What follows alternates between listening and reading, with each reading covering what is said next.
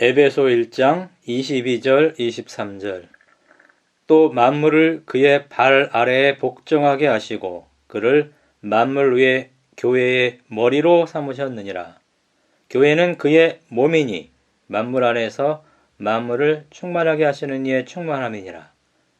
2장 10절입니다. 우리는 그가 만드신 바라 그리스도 예수 안에서 선한 일을 위하여 지으심을 받은 자니. 19절에서 22절입니다. 그러므로 이제부터 너희는 외인도 아니요 나그네도 아니요 오직 성도들과 동일한 시민이요 하나님의 권속이라. 너희는 사도들과 선지자들의 터 위에 세우심을 입은 자라. 그리스도 예수께서 친히 모퉁이돌이 되셨느니라. 그의 안에서 건물마다 서로 연결하여 주 안에서 성전이 되어가고 너희도 성령 안에서 하나님이 거하실 처소가 되기 위하여 그리스도 예수 안에서 함께 지어져 가느니라. 교회는 무엇인가요? 신약 성경에서 교회는 구원 얻은 사람들, 그들의 모임, 특정 지역에 살고 있는 사람들, 가정교회의 형태, 전세계 신자들, 이런 개념이 있습니다. 에베소서에서 교회의 통일성을 보여주는 은유적 묘사들이 나옵니다. 한 가족, 성전, 그리스도의 몸으로 교회를 묘사한 부분이 있습니다. 2장 19절에 보면은 교회는 한 가족입니다. 우리가 전에는 외인, 손이었지만은 이제는 성도들과 동일한 시민이요 하나님의 권속이라고 말합니다. 여기서 손은 시민권이나 특권 없이 어떤 장소에 거주하는 사람을 의미합니다. 교회는 여기서 보면은요, 우리는 다른 말로 하나님을 아버지로 모신 한 가족의 식구들입니다. 이 가족들은 사랑받고 존중되고 인정되고 상호 결속력이 있습니다. 가정에서는 부모에 대한 책임이 있습니다. 형제 자매를 돌봅니다. 그들을 지키고 서로 사랑합니다. 교회는 이처럼 한 가족이라서 가면이나 가식이나 가혹함이나 억압이나 험담이 없는 행복한 곳입니다. 두 번째, 2장 10절, 20에서 22절에 보면 교회는 성전입니다.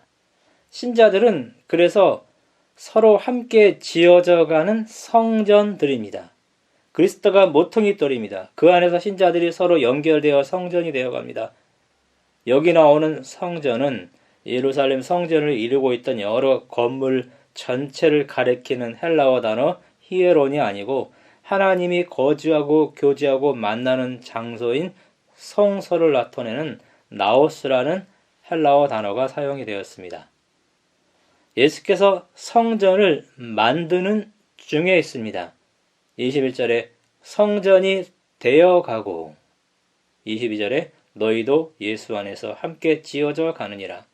여기 시제가 모두 계속 지어져 가고 있음을 뜻합니다. 우리는 미완성입니다. 건축 과정에 있는 집은 너저분하고 볼품이 없습니다. 교회도 세상과 별 차이가 없는 사람들도 있어요. 그러나 지어져 가는 존재들입니다. 하나님이 야곱이라는 지극히 이기적인 한 사람을 놓고 오랫동안 참고 씨름하는 것을 볼 때 참 안됐다라는 생각도 듭니다. 하나님은 그런 분입니다. 야곱이 그분의 가족이고 그분의 자녀이기 때문입니다. 부모가 자녀에게 쏟는 시간은 아깝지 않습니다. 하나님이 결국은 야곱을 이스라엘로 만들었습니다. 예수께서 승천한 후에 오순절 날에 성령이 임했을 때 그들이 성전이 되었을 때 제자들에게서 성령이 그들 마음에 부어주는 사랑이 나타났습니다. 예수님이 자신과 베드로 사이에서 베드로 생각에 영향을 주는 사탄에게 말했습니다. 마태복음 16장 23절 사탄아 내 뒤로 물러가라. 사탄이 베드로와 예수님 사이에 끼어들어서 베드로를 통해서 예수님을 유혹했기 때문입니다. 사탄은 사람의 마음에 들어가기도 합니다. 요한복음 13장 2절 마귀가 벌써 시몬의 아들 가룟 유다의 마음에 예수를 팔 생각을 넣었더니 요한복음 13장 27절 사탄이 유다의 속에 들어갔다고 말합니다. 누가복음 22장 3절도 유다에게 사탄이 들어가니 라고 기록합니다. 사도행전 5장 3절에 사탄이 아나니아 마음에 가득하다고 말합니다. 사탄은 사람 속에 들어가서 완전히 그 사람을 사로잡으려고 합니다. 사탄이 베드로에게 그랬던 것처럼 우리 곁에서 영향력을 줄 수 있습니다. 그러나 아직 우리 속에는 들어오지 못했을 것입니다. 성령이 우리 곁에서 영향력을 줄 수 있지만 아직 우리 속에는 들어오지 못한 것이 아닌가요? 성령이 지금 내 곁에서뿐만 아니라 내 속에 들어와서 내가 하나님의 성전이 되어야만 합니다.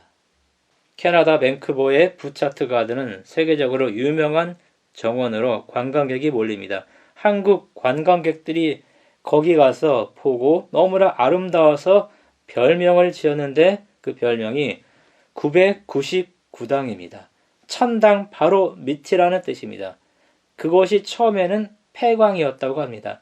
그 탄광 주인의 부인이 그 흉한 폐광에 흙을 조금 가져다가 도두어서 꽃나무를 심었습니다.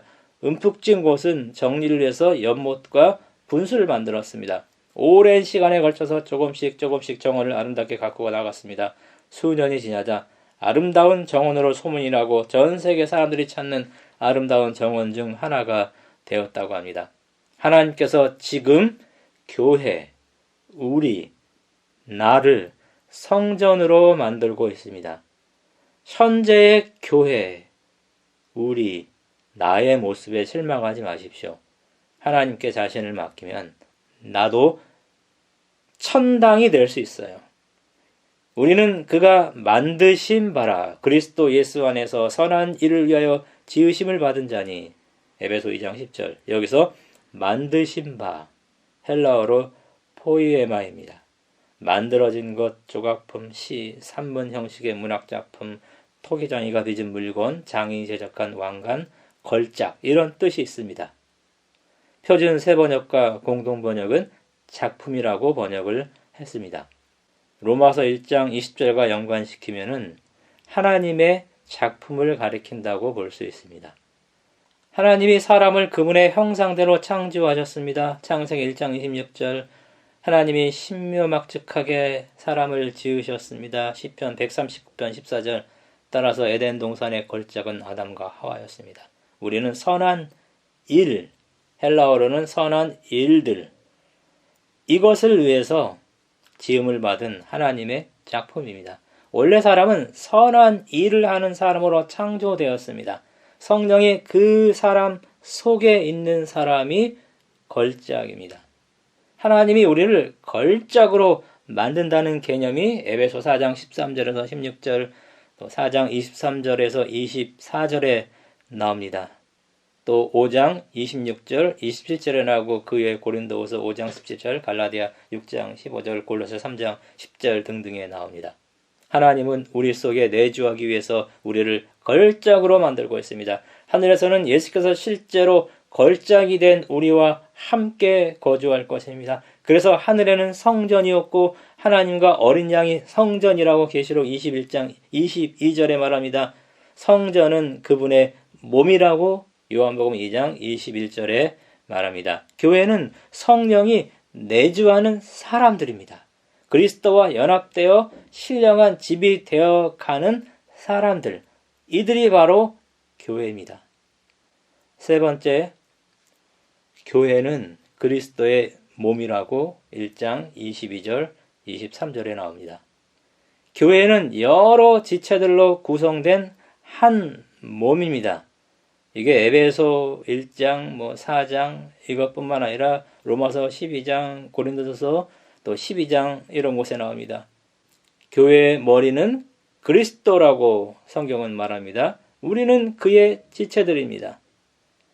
이 몸의 개념은 그리스도 안에서 통일성과 교인 상호 유기적 연결 관계를 보여주는 묘사입니다. 우리는 몸의 여러 지체 중 하나입니다. 눈, 코, 입, 귀, 손, 발, 심장, 위, 이런 것 등등등. 더 중요하거나 덜 중요한 것이 없이 모두 중요합니다. 하나가 병들면 온몸에 영향을 줍니다. 우리는 서로 의존하면서 서로가 필요합니다. 두세 개의 지체만 가진 신체는 상상할 수 없는 것입니다. 신약에 서로 뭐뭐뭐 하라라는 말이 50번 정도 반복이 됩니다. 서로 우애하라, 서로 존경하라, 서로 뜻을 같이 하라, 서로 무난하라, 서로 종노릇하라, 서로 짐을 져라, 서로 복종하라, 서로 권면하고 서로 사랑하라 등등 이런 표현이 많이 나옵니다. 몸의 지체들은 독단적 정신을 버려야만 합니다. 서로 친밀하게 연결되어야만 합니다. 종의 마음을 가져야만 합니다. 다른 사람들이 쉽게 가까이 할 수 있어야만 합니다. 자기 몫을 잘 감당해야 합니다. 전체 이익과 연합을 위해서 일해야만 합니다. 그러면서 모든 지체는 머리인 그리스도와 관계를 맺어야만 합니다. 4장 7절에 나오는 각 사람, 이 각 사람에게 최소한 1개 이상의 성령의 은사가 주어집니다. 신약에 20가지 이상의 은사가 나옵니다. 그 중에서 에베소 4장 11절에는 5가지만 나옵니다. 사도, 선지자, 복음 전하는 자, 목사, 교사.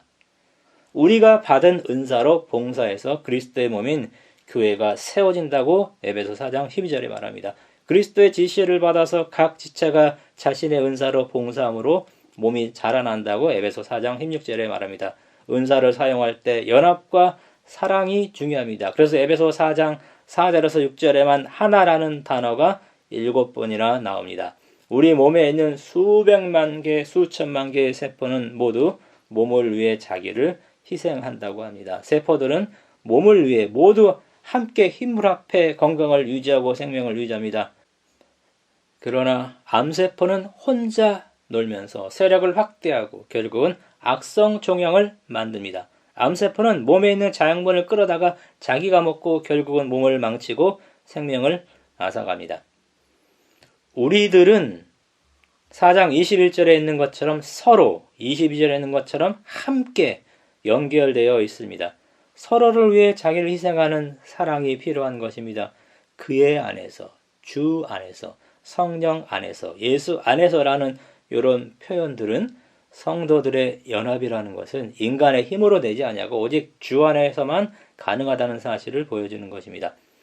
자녀들은 부모를 종처럼 부리고 사는 것 같아요. 저희 아이들이 그렇습니다. 저는 기쁨으로 종 노릇하는 아내를 보면서 감동을 받습니다. 부리는 사람들보다 사랑의 봉사를 기쁨으로 하는 종들이 우리에게 감동을 줍니다. 이런 사람들이 바로 걸작들입니다. 한 착한 부자가 살았습니다. 그는 늘 선한 일을 하려고 했습니다. 그러던 어느 날 그는 가난한 목수 한 사람이 몹시 어렵게 사는 것을 알게 되었습니다. 그 부자는 목수를 불렀습니다. 아름다운 집을 한 채 지으라고 했습니다. 아주 이상적인 집을 지으세요. 재료는 최상인 것으로 사용하고 인부들도 가장 유능한 사람들을 고용하세요. 비용은 생각하지 마시고요. 목수는 돈을 벌 좋은 기회로 생각했습니다. 그는 싸구려 재료를 쓰고 서투른 인부들을 값싼 임금으로 고용했습니다. 그들은 자기들의 결점을 페인트로 덮어버렸습니다. 보이지 않는 구석은 잘라버렸습니다. 얼마 후 부자가 돌아왔습니다. 집은 완공되었습니다. 부자는 집의 열쇠를 그 목수에게 되돌려주면서 말했습니다. 참 기쁘군요. 자, 열쇠 여기 있습니다. 애초에 당신에게 주려고 집을 지으라고 했던 거예요. 당신과 당신의 가족들에게 내가 주는 선물입니다. 그때 이후로 목수는 계속 후회했습니다. 날 위해 그 집을 짓는다는 것을 알았더라면. 우리는 하나님의 가족의 일원입니다. 성령이 거주할 처소가 되기 위해서 함께 지어져가는 성전들입니다. 걸작입니다. 우리는 몸의 지체들로서 교회를 세우기 위해서 봉사하지만 결국 그것들이 다 자신에게 되돌아옵니다. 우리의 봉사가 하늘 기념책에서 영원히 기념되기 때문입니다. 이 축복에 다 참여하는 우리 모든 성도 되기 바라면서 말씀 마치겠습니다.